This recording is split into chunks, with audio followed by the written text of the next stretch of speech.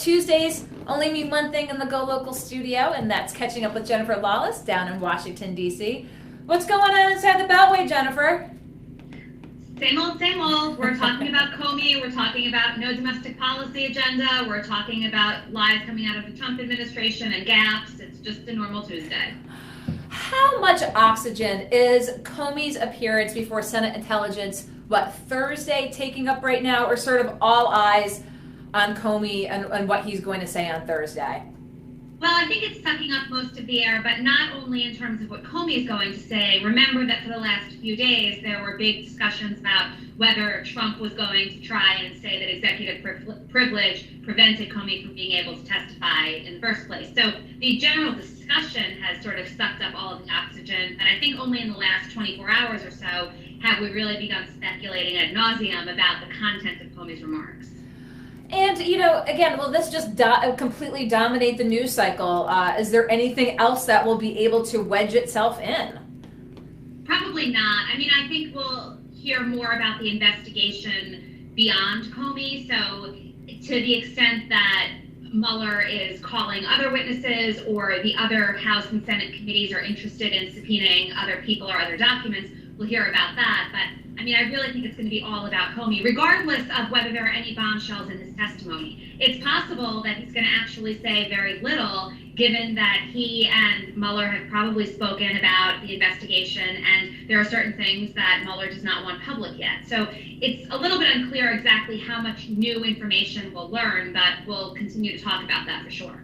Well, with the continued attention and interest played to, again, Comey's ouster, finding out if we're going to get more information. But again, we do know that most press will be fixated down on that inside the Beltway there. But another interesting piece of news that had come out this week, that first charge in the criminal leaks that President Trump keeps pointing to. Now, this is a 25-year-old intelligence contractor giving some information, classified information to the press. We're just starting to learn a little bit about this. But do you think we'll see more of this moving forward? And again, what does it really mean? It's hard to know what it means unless there's a very, very high-profile person whose name we know and whose position we're well familiar with doing the leaking. It's hard to imagine that these kinds of stories would have many legs. I mean, the other possibility would be if there were a whole cadre of people who we had never heard of who were doing it. But just one 25-year-old doesn't seem like it's going to sustain itself for that long, I don't think. People have been kind of wondering about this. The president kept on pointing to it. Again, we see a 25-year-old, maybe perhaps a youthful indiscretion. What happens? I mean, do we know the ramifications? I mean, we've seen, the legalities surrounding what leaks might be. Does anyone expect what might be her fate? I don't think we know, and I also think all bets are off because it's unclear that this administration would respond to this kind of thing the same way that a previous administration might. Keep in mind, too, that the last 2 weeks or so, and certainly the next few days, have been the worst for the Trump White House that we've ever seen. I know I say that every single week, but every week it actually gets worse. And so as a result, it's possible that they will try and make more out of these leaks and the leaker than they might under different circumstances. And why would you call the last week? What would be your hit list for why this one trumps all others? Well, I mean, I think it's generally not seen as productive or positive or appropriate to condemn the mayor of London using words that he didn't utter taken out of context to suggest that he's soft on terror. I think that the tweeting regarding the travel ban and suggesting that Trump doesn't like the watered-down, politically correct version is a problem. You've got issues when Kellyanne Conway's husband is tweeting at Trump to basically suggest that he stops saying these things because he's making his own lawyers' cases that much more difficult. The leadership by tweets, again, you saw a lot of even more additional press again this week. Sounds like his advisors are urging him. He just won't stop. I mean, there's probably no chance that he'll stop tweeting. Is that what you would surmise? I think that that's right, but what I found fascinating this week was that his advisors are now trying to pivot and suggest that we shouldn't take these tweets seriously, and tweeting is not a legitimate way to convey information, and the journalists shouldn't be relying on these tweets, when these very same people were lauding the power of Twitter when it was a way for Donald Trump to communicate directly to the people. So the hypocrisy is somewhat amusing as well. I did see some piece somewhere that those journalists and those entities that have been blocked by Trump are trying to then now fight back. Have you seen that? And what's your sense of that? Saying that he's actually providing, legitimate policy information, and that's against their rights to be able to be privy to such information. Yeah, I mean, I don't know. Every time that we're talking about the media versus Donald Trump, the whole thing sort of becomes a little bit untenable and difficult to figure out what's going on, because the Trump administration has made it very, very clear from day one that they don't like media, and as a result, they misrepresent not only what the media are saying, but they also go back and forth regarding their own positions, how much they want to communicate. So it's very difficult to know. The one thing that we can be sure of is that journalists are not going to stop covering the president, and they're not going to stop holding him accountable. For well over 100 days now, he's tried to make the case that they should, and it's not happening. And I know a lot of times, Jennifer, when we talk, we focus mostly on domestic politics and policies. But what's been in the news in the past couple of days with Qatar, with the 6 Arab countries basically taking their diplomats out. Is that taking up a big piece? Are folks paying attention to that closely in terms of sort of the power balance in the Middle East right now, with one of the largest bases for the U.S. being there? Trump taking credit, I believe, for his tour of the Middle East, for emboldening these countries to take a harder stand against Qatar. How much of that is really taking up oxygen inside the Beltway right now? It's not. I think any other week it might have gained a little bit of ground, especially because it can be framed as you noted, an outgrowth part of the Middle East trip. But right now, it really is all about these investigations all the time. I was at Politico earlier today, though, and they were at least talking a little bit about the idea that maybe there will be a Senate vote in June over healthcare. Although I walked out of the bills inning and read headlines that suggested from Lindsey Graham as well as female senators on the Republican side that that's definitely not happening. So, the minute we even start talking about domestic policy, that's assumed by Comey, and certainly foreign policy as well, too. Well, that's exactly it. That was sort of my next question on there. Again, is all domestic policy on the back burner. What indications did Politico have that things could move as quickly as June on healthcare? Just somebody in the administration said it, so they reported it, right? And I think that highlights also the difficult position that journalists are in right now. When the administration says something, that in and of itself is newsworthy, because those are the plans that the White House is trying to push forward. And so in some ways, it would be irresponsible not to report on that. By the same token, we know that it's not going to happen, and the Senate is not going to move quickly on any kind of health care bill. So, it's just constantly pitting the legislators against the president, and as a result, we wind up with stalemate. We're in a bit of stagnation right now. As you said, all eyes on Comey with Senate intelligence this week. But I did want to ask you one thing, Jennifer, as we are here on Weybosset Street. Next week, you're going to be back in Providence. You're going to be at the Pot of Pho. We have the On-Go Local today. If folks didn't check it out, it's a ladies' night, if you will. And, you'll be talking a little bit. When you get outside the Beltway and you get in these conversations with people, what do folks want to know from you? I get the opportunity to ask you every week what's going on. But when you engage in these conversations, what do you hear once you get outside the confines of your sort of ivory tower at American, if you will? Well, the common question that I get from everybody is, so how different is D.C. now that Donald Trump is president? And, I've lived here for 8 years now, but it was all under the Obama administration. So I wasn't here for the transition from Bush to Obama. And frankly, day to day, it doesn't actually seem that different. And I think that that's somewhat surprising to a lot of people. The overwhelming majority of people in D.C. who work for the government are careerists who are here regardless of who's in office, and they're doing their jobs, and they're trying to keep the government open and get the job done.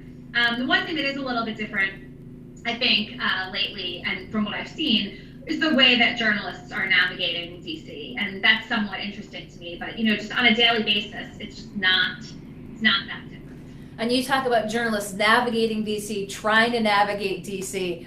It's just a whole new world order. We're here from local media perspective. We follow national media, but it's just that, it's just the unpredictability of the Trump administration and how they treat media themselves. Is that just the $1 million question? They have to figure out new ways to operate, if you will.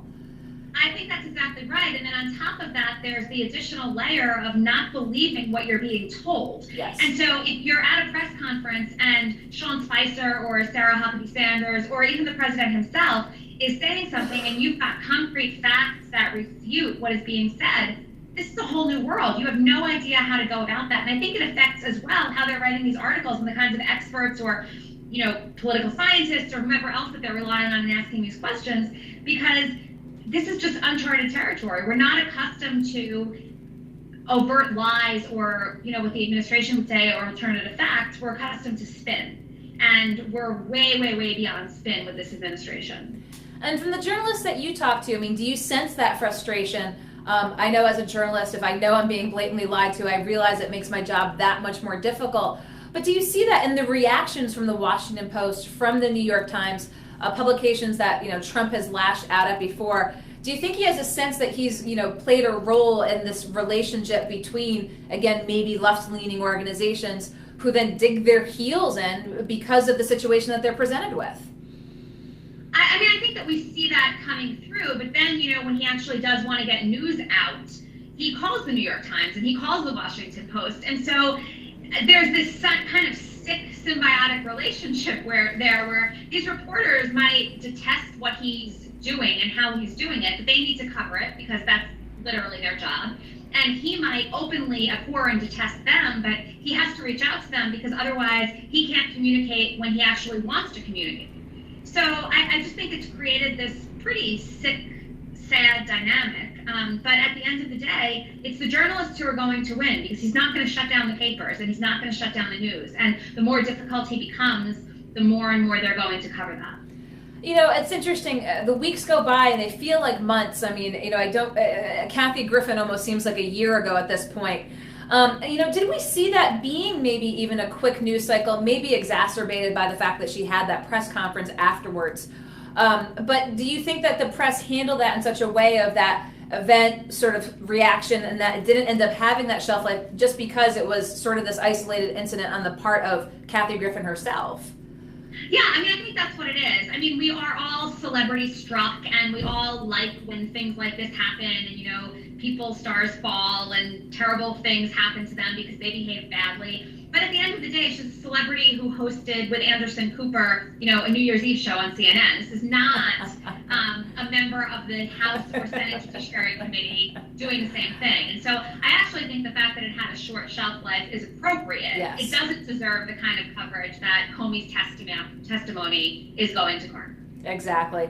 And how do you think she handled it, trying to point the fingers and blame everyone else? Was there any grain of truth to what she said, or do you think that she had full responsibility herself?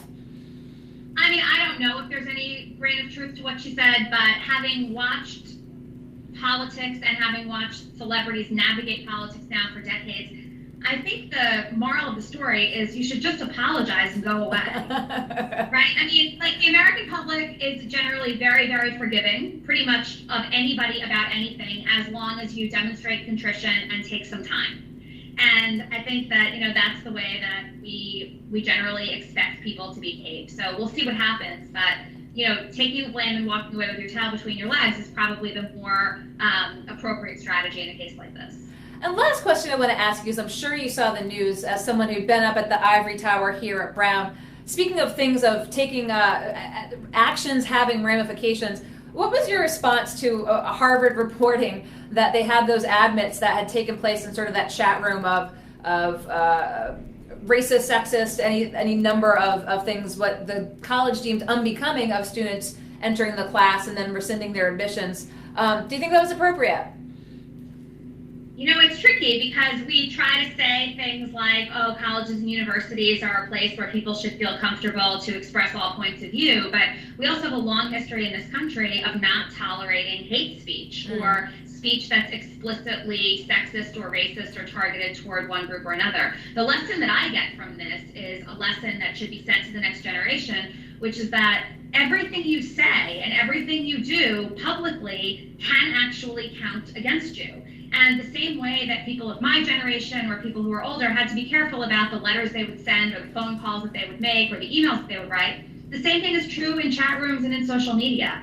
I was surprised that they did it, but I'm not sure that it was an inappropriate thing to do. When you're trying to build a diverse student body and when you're trying to teach respect and openness, then do you want to admit people coming in who already have a tendency not to adhere to those norms? It's a tricky question. It is a tricky question, and it's interesting that it happened. Here we are in June. Obviously, school's out down in American. Do you think this would have been a conversation topic in the classrooms down in American? Had this happened during the school year?